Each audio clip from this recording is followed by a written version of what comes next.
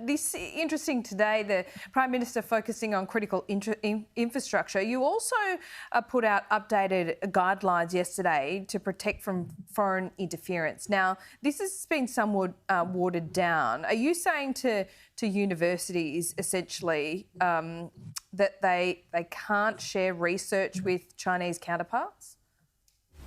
No, the guidelines don't say that. These have actually been strengthened, the guidelines, from the original versions, which was put out about 2 years ago. They've been updated on advice from both the university sector and the Department of Home Affairs, working hand in glove together. And it provides just clearer guidance for the universities as to how to protect themselves from foreign interference. Now, foreign interference law in the university sector is very, very serious. We've had ASIO itself say that there have been academics who have been threatened, family members threatened, universities coerced and threatened that have finances pulled by foreign actors. And so this is a serious issue.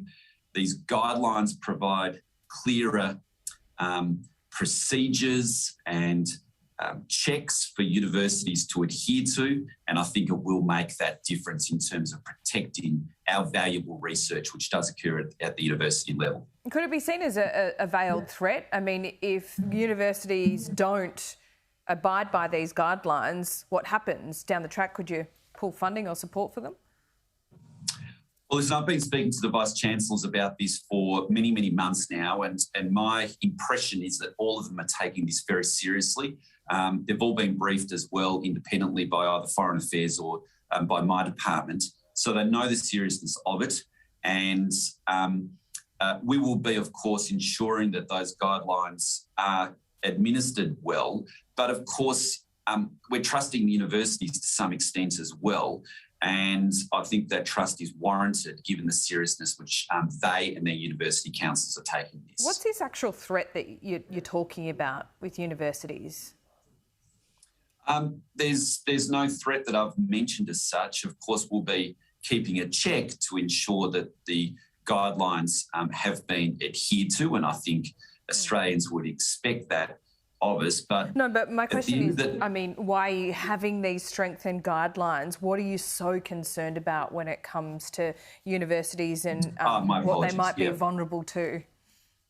Yeah, Laura, this has been made very clear by the head of ASIO, who has said that, in essence, because of the value inherent in the leading-edge research which occurs in our universities, which leads, of course, to critical technological breakthroughs, to military breakthroughs, to intelligence breakthroughs and the like, they are subject to foreign interference and people trying to steal those ideas. And there have been examples which have been documented already by ASIO of academics and their families being threatened or intimidated. There have been examples of universities having their finances put at risk by foreign actors in relation to that. There's been examples of aggressive threats to steal the research at our universities. So those have been documented by ASIO itself. So the issue is serious. The universities are taking it seriously, so I give them that credit. And they've worked cooperatively with us and the Department of Home Affairs to come up with these revised guidelines, which I think will be able to give assurance to the Australian public that we're doing everything that we can to prevent foreign interference at the university level. Universities are also pretty preoccupied at the moment about a big cash cow, and that is international students. 130,000 international students are currently locked out of Australia due to COVID. So we're more than 80% vaccinated as a country here in Australia. Under the National Cabinet Plan, they should be back. Why aren't they? Well, my expectation is that they'll start to be coming back this year. And we'll certainly have tens of thousands come back next year is my expectation. We've got 4 jurisdictions who have already lent into this and said that they want to get cracking on this, and that's Queensland, New South Wales, Victoria and South Australia, and at least get pilots up and running as quickly as possible. But we'd like to obviously see those international students back quickly, but importantly, they have to come back in a safe manner where we don't see increase in spikes in the infections, which may jeopardise our overall recovery. Okay, so sure. What's still to be worked out, though? Because we're talking about only vaccinated international students. Are you talking about some kind of quarantine arrangement that will need to persist into next year?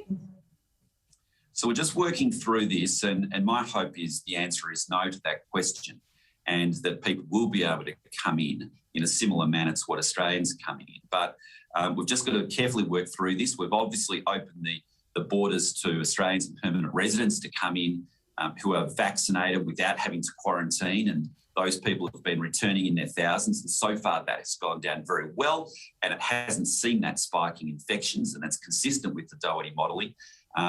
And so let's just see what we can do in relation to other visa holders, really, including international students, which are one of the biggest categories. Yeah, they need a bit of time to visa prepare. holders offshore. I know you're working with different states. I mean, who knows what's going to happen in WA, for example. But Alan Tudge, can you give us some kind of indication when you have a firm answer so these students can start planning?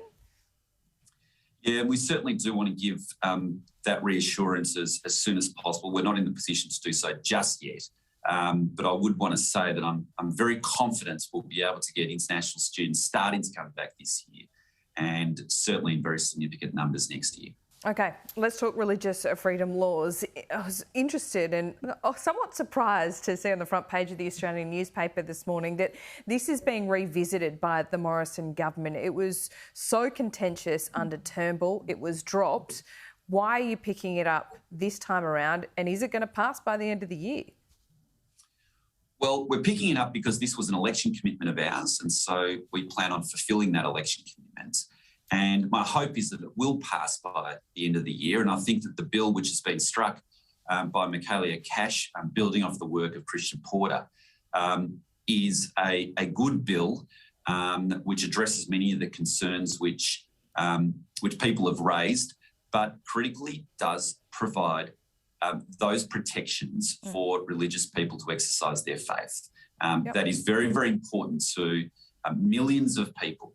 And this will be an important bill which we hope will get through the Senate this year. So it upholds the right, for example, to employ, for a Catholic school or a religious school to employ teachers of their own faith. But what if a Catholic school rejects a teacher because they're gay, for example? Where does the balance come out there? Yeah, well, that wouldn't be lawful under our bill. Okay. So the bill will certainly allow religious schools to employ people of their own faith. Now, this is a critical principle at stake here because, Laura, you can't be a Catholic school if you can't employ Catholic teachers. You can't be a Muslim school without employing Muslim teachers, sure, or at least having the ability to do so. Now, that has been under threat. It's particularly been under threat by the Labor government here in my home state of Victoria, where they have legislation which would actually prohibit that occurring, which is just a further mechanism to undermine Catholic and other religious schools. Yeah. So we plan on protecting that very critical right for schools to be able to employ teachers of their own faith. That's fine, but are you saying... overriding that state legislation where required. All right. Well, are you saying a Catholic school has the right to discriminate against a Muslim teacher? I mean, what's your religion got to do with teaching maths, for example?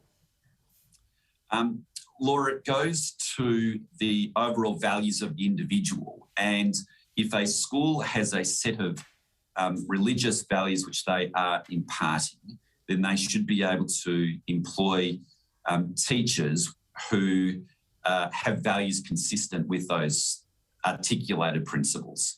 And that's always been the case, Laura, and no one's suggested there's been a significant problem here. In fact, if anything, families have been voting with their feet in increasing numbers, choosing independent and Catholic schools over time, particularly at the secondary level, and paying money in order to do that. So let's just enable those schools to continue to do the good work which they have been doing, which is providing a good education consistent with the values which they articulate, and we plan and enshrining that in legislation.